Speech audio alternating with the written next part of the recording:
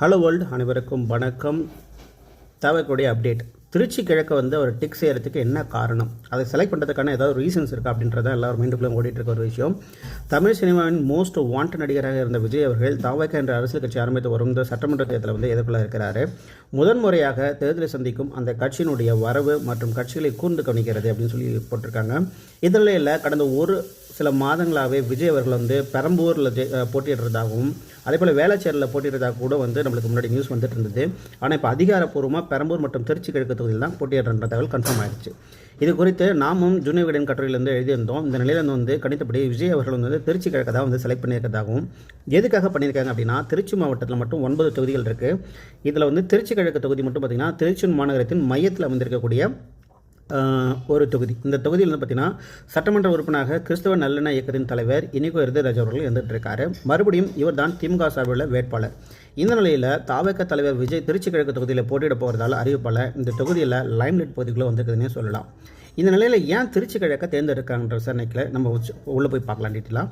திருச்சி மாநகரத்தின் மையப்பகுதியில் உள்ள தொகுதி, கிராம பகுதியில் இல்லாத தொகுதி, சிறிய தொகுதி, கிறிஸ்தவர்கள் இஸ்லாமியர்கள் என்ற சிறுபான்மையினர் அதிகம் நிறைந்த தொகுதி என்பதால் இங்கே நின்றால் அதிகம் மெனக்கட வேண்டியதில்லை அப்படின்னு சொல்லிட்டு எளிதாக ஜெயிக்கலாம் அப்படின்னு சொல்லிட்டு தான் டிஎம்கே மற்ற பார்ட்டிஸ் எல்லாருமே வந்து திராவிட கட்சிகள்லாம் வந்து பார்த்திங்கன்னா போட்டி இருக்கும் அப்படிலாம் எல்லாமே நம்ம ஜெயிச்சிடலாம் அப்படின்றத இது வரைக்கும் ஸ்ட்ராட்டஜியாக போட்டுருக்காங்க. விஜய் அவர்கள் இந்த தொகுதியை விரும்புகிறார்.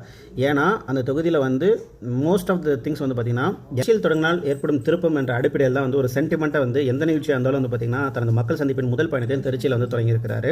அப்போதே விஜய் ரசிகர் ஒருவர் விஜய் திருச்சியில் போட்டியிட வேணும்னு சொல்லி திருச்சி முழுக்க நோட்டீஸ் அடிச்சு விட்டுருக்கிறாராம். அது வந்து ஒரு பரபரப்பு, ஒரு வதந்தி மாதிரி இருந்தாலும் வந்து பார்த்திங்கன்னா அந்த அளவு அப்போதைக்கு வந்து அது ஒரு ட்ரெண்டிங்காக இருந்துச்சு. திருச்சி கிழக்கு தொகுதியில் வந்து பார்த்திங்கன்னா கிறிஸ்தவர்கள் இஸ்லாமியர்கள் அதிகம் வாழ்கிறாங்க.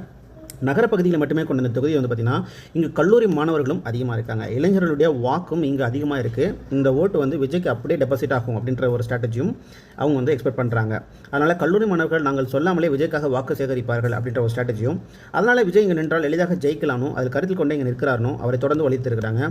கடைசியில் தலைமையும் பொதுச் செயலாளருமான ஆனந்த் மற்றும் அவங்க கட்சி நிர்வாகம்லாம் வந்து பார்த்திங்கன்னா தேர்தல் பிரிவு மேலாண்மை பொதுச் செயலர் ஆதவர்ஜனா உள்ளிட்ட அடுத்தடுத்த கட்ட புள்ளிகளும் வந்து பார்த்திங்கன்னா பெரும்புள்ளிலாம் வந்து இங்கே நிற்கலாம், விஜய் திருச்சி கிழக்கில் நிற்க வேண்டும் சொல்லி கட்டாயப்படுத்தி அந்த இதில் வந்து டிக்க வச்சுக்கிறதா தகவல் வந்திருக்கு.